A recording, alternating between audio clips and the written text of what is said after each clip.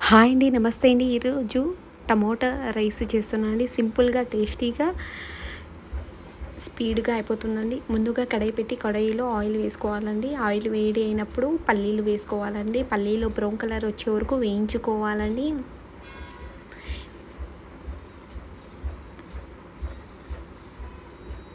పల్లీలను పక్కన ప్లేట్లో ఉంచుకోవాలండి. అలాగే ఒక వంకాయ వేసానండి. వంకాయ వేస్తే టమోటా బాతులో చాలా టేస్టీగా ఉంటుందండి.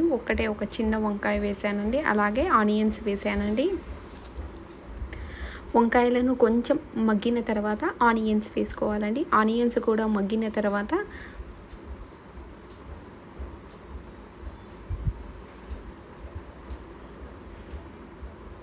సింపుల్గా, టేస్టీగా లంచ్ బాక్స్ రెడీగా అయిపోతుందండి టమోటా రైస్. అలాగే ఒక పచ్చిమిర్చి వేసానండి. ఒక టమోటా మిక్సీ తిప్పుకున్నానండి టమోటా బాత్కి. ఒకసారి ఈ విధంగా ట్రై చేయండి, టేస్టీగా చాలా బాగుంటుంది. లంచ్ బాక్స్లో తగినంత సాల్ట్ వేసుకోవాలండి.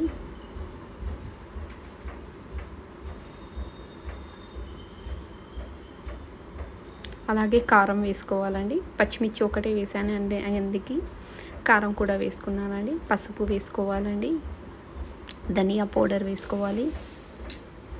కొంచెం పెప్పర్ వేసుకోవాలండి. స్పైసీగా ఉంటుందండి పెద్దవాళ్ళకి కాబట్టి నేను కొంచెం స్పైసీగా చేస్తున్నా అండి. చిన్నపిల్లలకైతే తగినంతలో పెప్పర్ వేసే అవసరం ఉండదండి.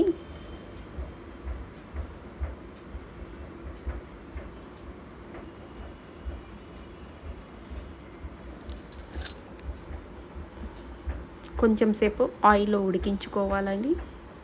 ఆ తర్వాత మనం రైస్ వేసుకోవడమే అండి. సింపుల్ టమోటా రైస్ అండి. మనం లంచ్ బాక్స్లో స్పీడ్గా, తొందరగా అయిపోతుందండి.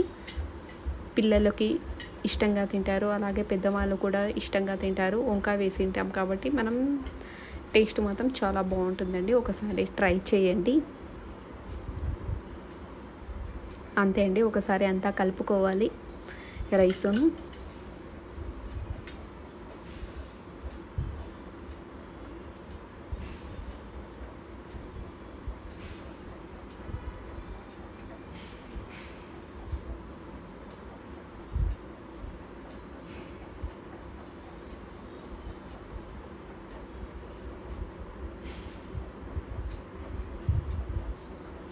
ఇప్పుడు సాస్ వేస్తున్నా అండి. కొంచెం సోయా సాస్ వేస్తున్నా అండి.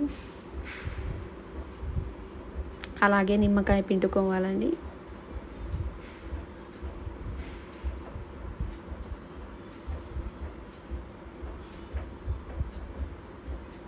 అలాగే మన పల్లీలు వేయించిన పక్కన ఉంచిన పల్లీలు కూడా వేసుకోవాలండి.